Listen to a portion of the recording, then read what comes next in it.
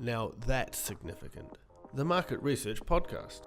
Hi, everyone. Thanks for joining us on this latest episode of Now That's Significant, a market research podcast. This is your host, Michael Howard, the head of marketing at Infotools. Today, we're joined by Stephen Snell, PhD, head of research at Data, where he advises on data quality, combating online fraud, and research strategy. Prior to joining Data, he led Survey Research Center of Excellence at Goldman Sachs. He previously led consultancies at Qualtrics and Duke University, advising hundreds of B2B and B2C academic, nonprofit, and government clients. Steve is president of the Market Research Council, a longtime member of the American Association for Public Opinion Research, and represents Data on the advisory board of the University of Georgia's Masters in Market Research.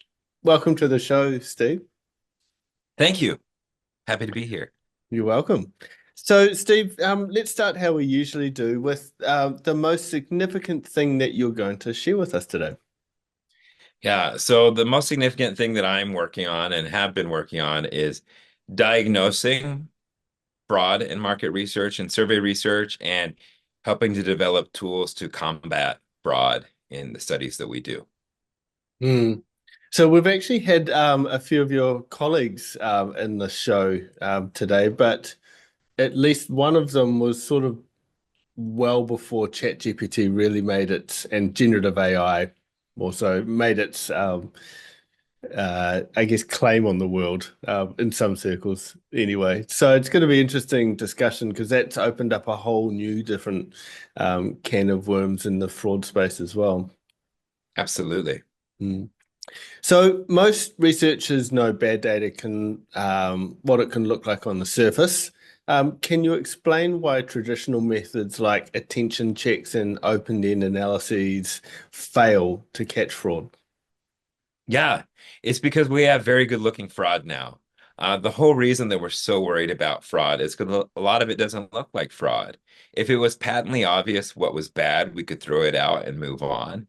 But in reality, what we're finding is partly because of GPT and just more sophistication. Tech makes fraud possible, and so we need tech to fight fraud because people are using sophisticated solutions to create responses that look like run-of-the-mill responses.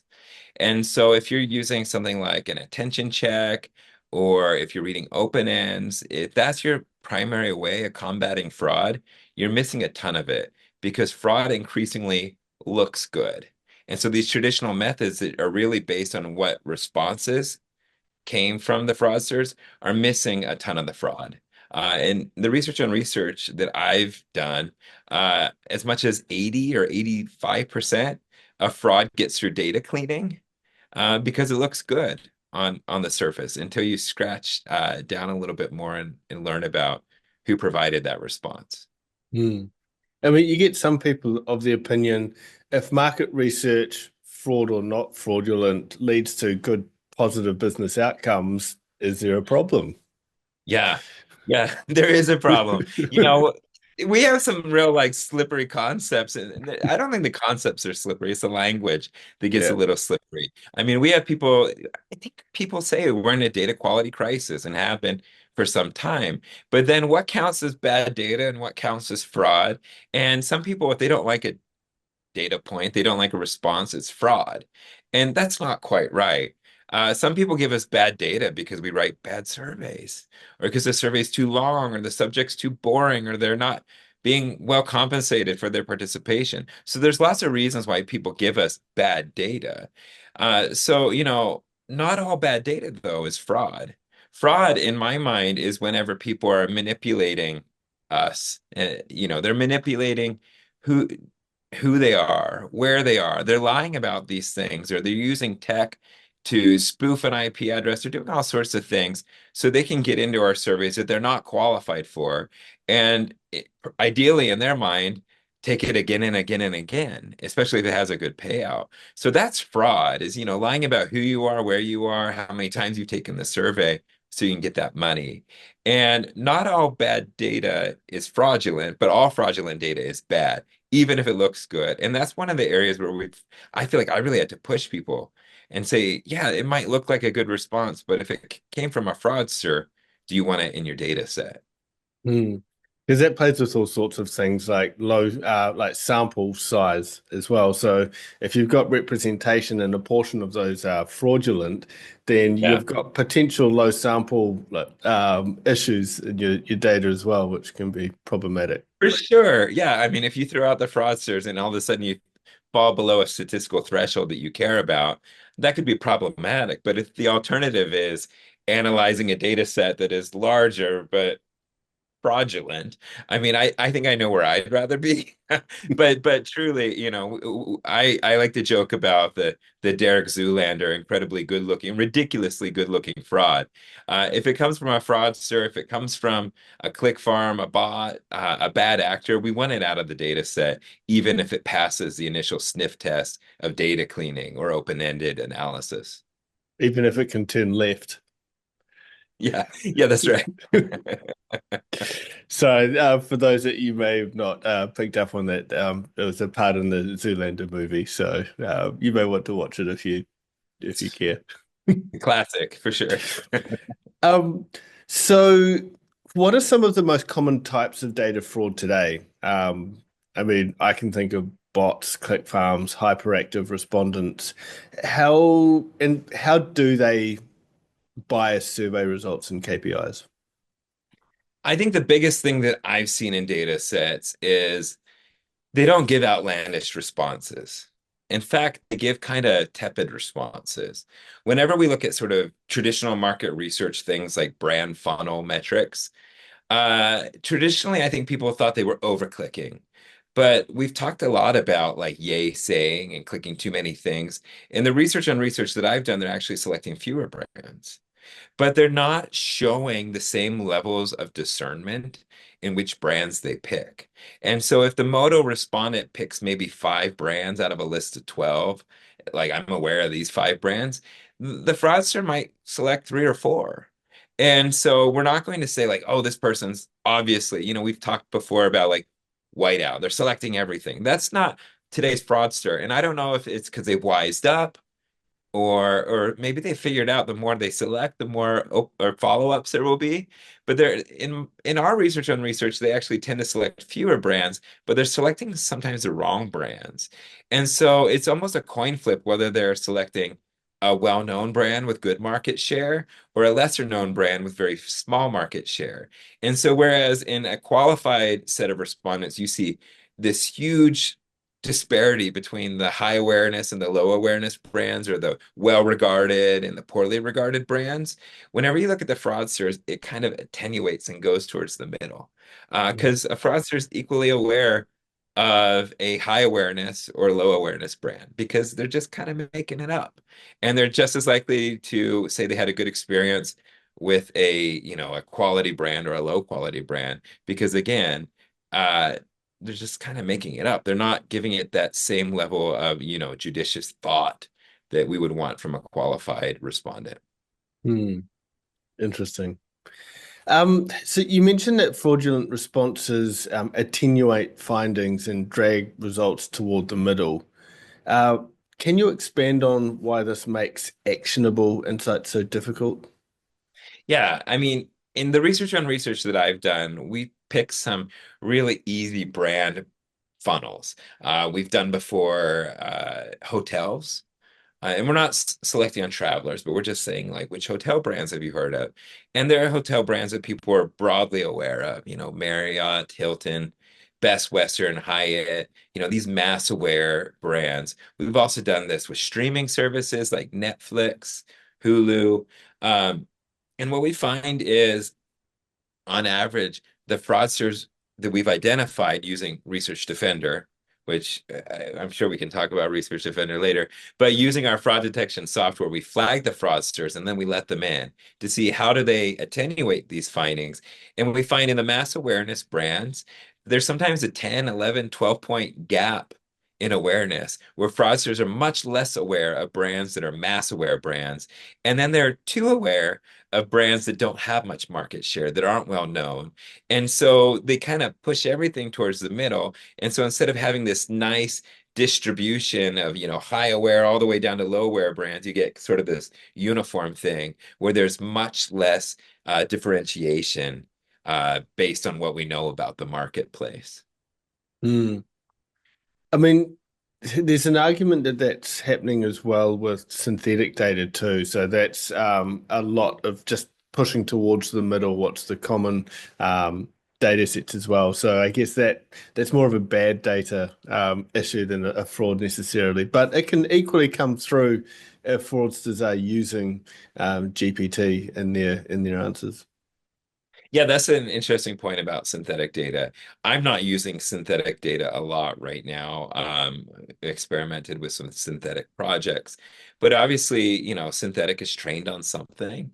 And one thing that we need to be really careful about with synthetic is, are the data that we're training the models on, are those high quality data or do they already have fraud? Because one of the big concerns I have about this as a discipline is if we go out and train synthetic models on the data that people have collected historically, there's likely to be 20% of the data fraudulent, maybe 30% of the data.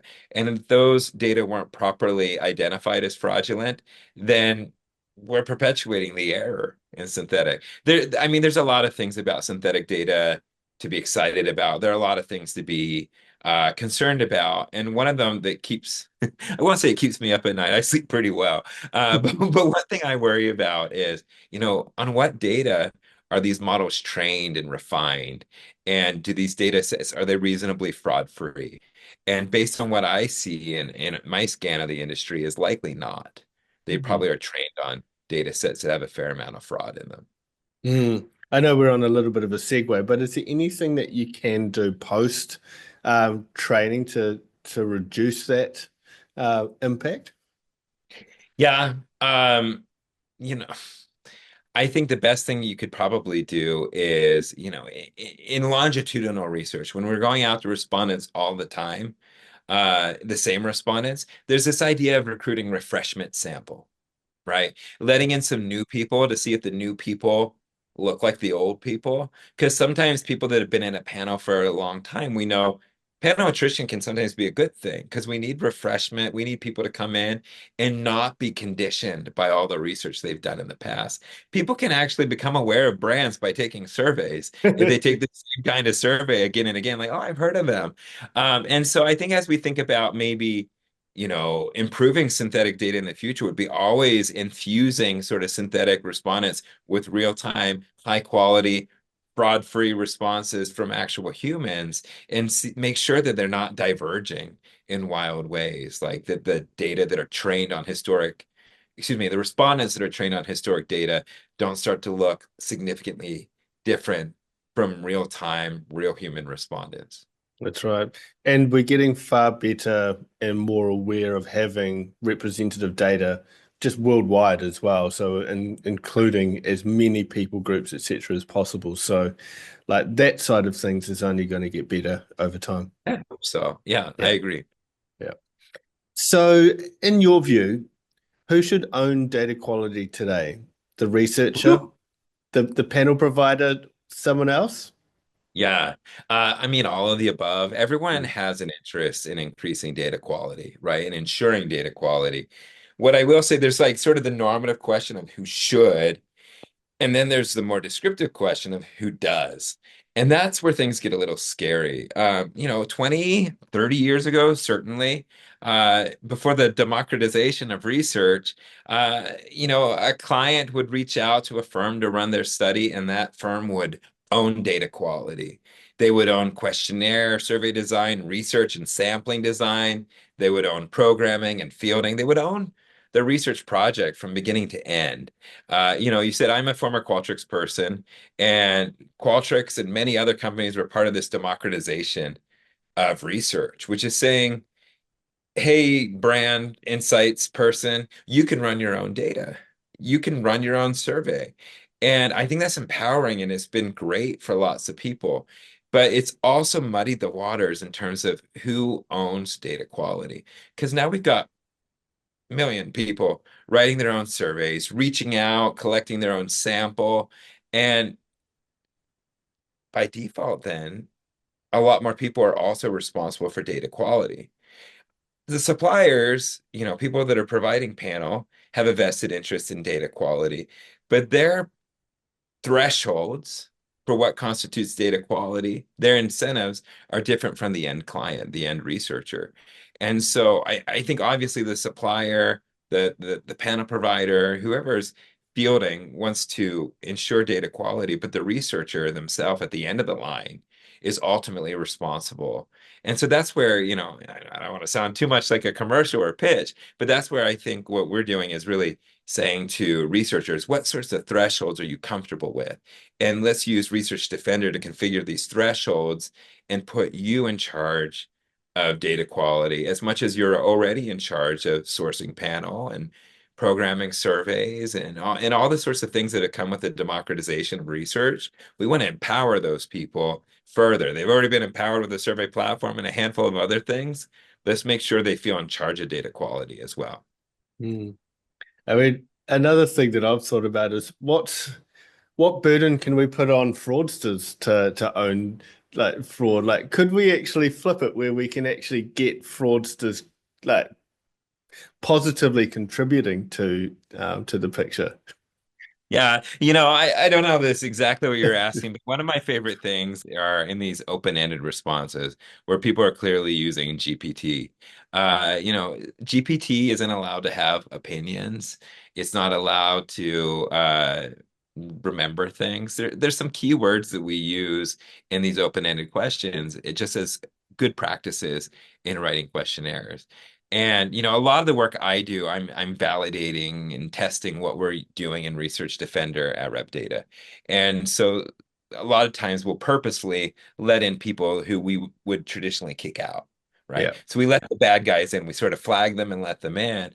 And it's fascinating to see when people are using this GPT stuff because Mm. it will say like, I am a bot and I'm not allowed to have an attitude here. Or they'll say like, typically, in the example of the brands top of mind awareness for a hotel. And like one way you could answer it is naming these three hotel brands, which are leading hotels in the United States. If you want to consider other brands, tell me more about your experience. So you can see people pasting or using some sort of data entry program to bring in directly a Yeah. response from GPT, and the fraudster sort of outs themselves, which is a fun thing. Yeah, Uh, doesn't happen that often, but boy, is it fun to find. that's right. Um, so you've noted that prevention tools are increasingly focused on paradata, metadata, rather than response content. First of Yeah. all, what is paradata? Yeah. So paradata and metadata are sort of, when we think meta, we think of, I don't know, metaphysics and all sorts of things. But meta and paradata refer to the data generating process.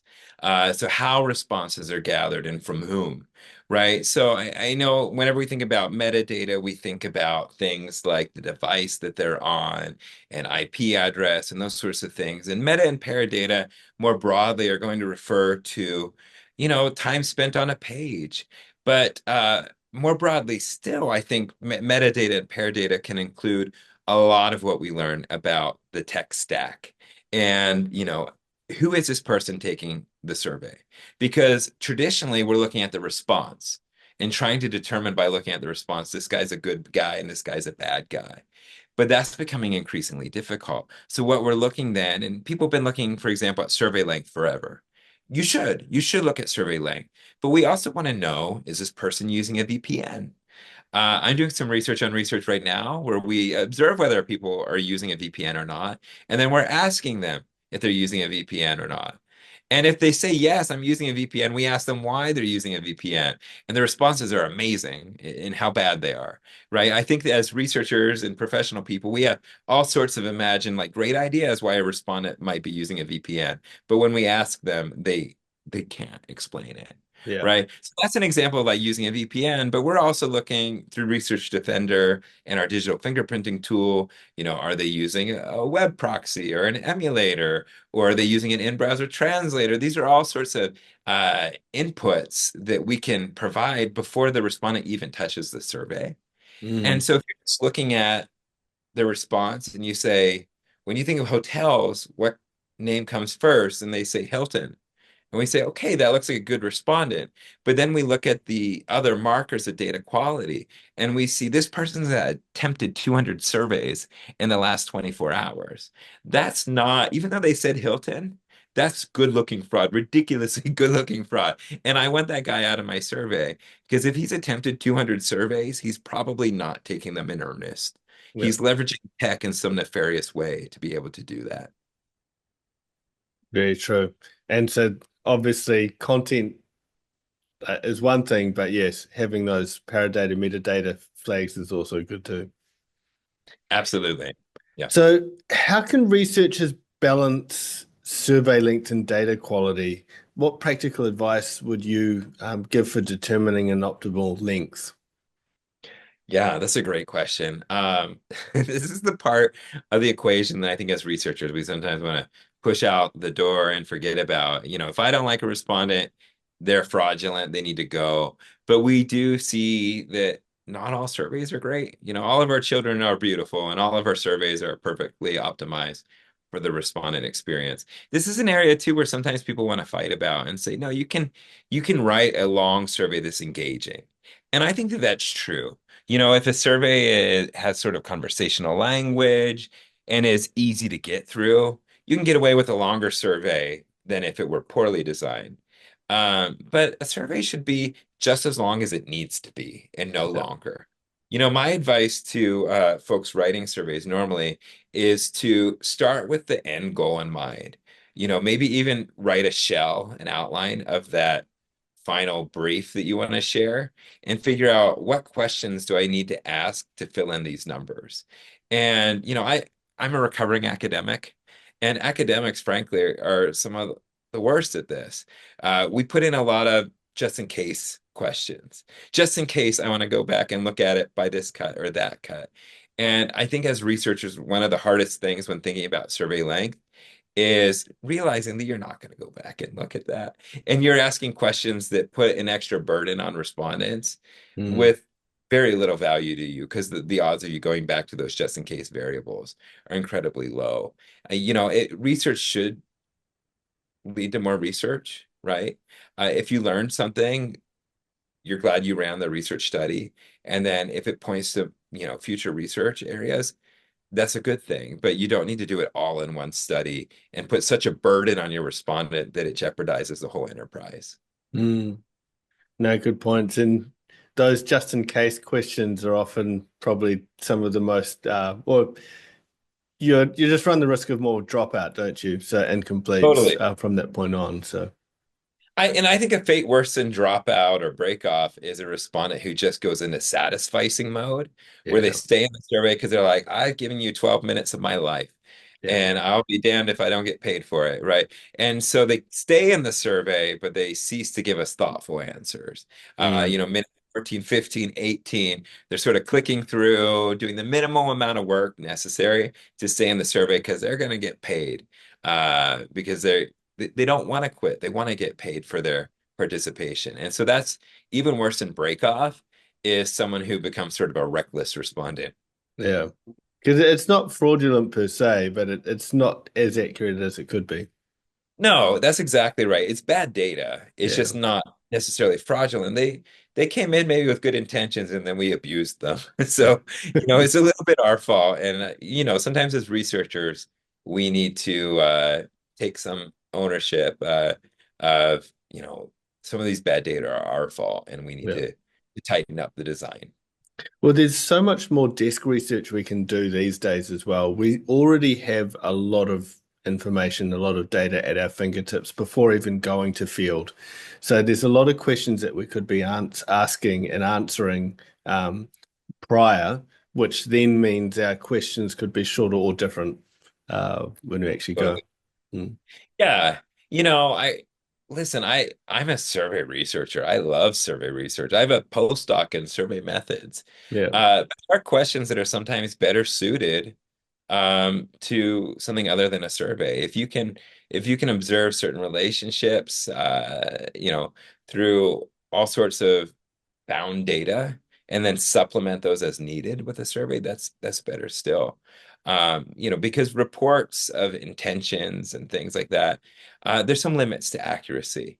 We want to write questions in a crystal clear way, make it easy for respondents to answer them, make the survey gentle, easy to answer, and that's going to give us the best data possible. But we shouldn't ask questions, obviously, that we know the answer to, or that we could easily know the answer to with a little desk research. Yeah, absolutely. So mobile devices are now central to data collection too, but they also provide and come with their own challenges. So how can researchers design surveys that work effectively on mobile without sacrificing quality? Yeah, I mean, a related issue is just that the survey experience is different on mobile and desktop. Yeah. And you don't want to have in your data set some sort of design effect or device effect that people on mobile devices answer differently because the presentation looks different. And Mm, so, I think having a mobile first mentality works. You can make a mobile friendly design look better on a desktop or laptop much more easily than you can take, that awful grid and make it work on yeah. a mobile device. So really thinking mobile first, I think is going to help most researchers build something that works well on both kinds of devices, which should keep things at parity. The other thing we know is that, I think a lot of us feel like mobile is going to be faster. When in reality, people that take surveys a lot of times prefer to use a computer because they prefer that display. And so the traditional work that comes out of like APOR researchers is that the same survey tends to take a little longer on a mobile device, which is all the more reason to keep surveys as short as they can be, right? As long as they need to be as short as they can be. Right. And you just never know if they are on their mobile, what else are they watching at the same time, dual screening and whatnot. Yeah. Yeah. Well, we can only control what we can control. But Absolutely. yeah, that's probably another reason to care about the metadata of the paradata is, Mm. how much time are they spending on this page? If it's suspiciously short or suspiciously long, have they gone away? And, certainly if we're doing anything experimental, we're exposing people to new ads, new concepts, and then we get their reaction several hours later. That would be a bad situation. They've gone to Facebook or Instagram and stayed there for hours before they answered our questions about the stimuli they saw. That's problematic. Yes. So you advocated for empowering researchers to take control of their data quality. What are some specific steps they can take to ensure cleaner and more reliable data? Yeah, I think as much as you can observe about the respondents, and obviously not just their responses, but where they are, who they say they are. This is where I think Research Defender has several tools to help. I know there are other tools on the marketplace, but everything that you can collect and know about who your respondent is, where they are, what sorts of tech they're bringing to bear on your survey is useful. Observing whether or not they're copying and pasting is something you can look at. How fast they're typing is something that we can look at. All of these sorts of signals are going to help us determine if someone is a fraudster or a good complete, a good respondent. And again, not all good respondents give good responses because of inattention and survey design and what have you. But if we know that someone is copying and pasting answers from an outside source, if we know that they're spoofing their IP address or using some combination of a VPN with a web proxy, these are people that we don't want to touch our surveys. And the way the Research Defender works is we see it, we block it before they touch your survey. If you're using something different from Research Defender, then you would still want to observe as much as you can. So that way, when you're looking at the responses and say, well, they mentioned Hilton, so they must be good. It's like, no, they're not good because all these other metadata, paradata signals tell me that this guy is a fraudster and they should be kicked out of my data set. Mm. No, very true. Do you Do you see a place for, I guess, having longitudinal panel individuals per se, so you can ask like one person multiple questions over multiple years, etc., and build up an anonymous card, for instance, on that person, so you can just see how that behavior's changed, etc., over time. Or do you think that we should be anonymous every survey? It's a good question. I think there's room for both kinds of designs. Something nice about longitudinal that you identified is we can observe consistency. If Mm, someone is consistent about something that should be consistent, that could be a strong indicator of fraud. mm, That said, if we get into identifying data, certainly it becomes problematic. So it needs to be sort of, high level demographics and sorts of things. And as we talked about before, there's also this concern if we restrict our research to panelists with very long tenure in the panel, they could be weird too. yeah, Because average tenure in a lot of panels is pretty short. People cycle in and out. And in some ways, that might be a feature, not a flaw.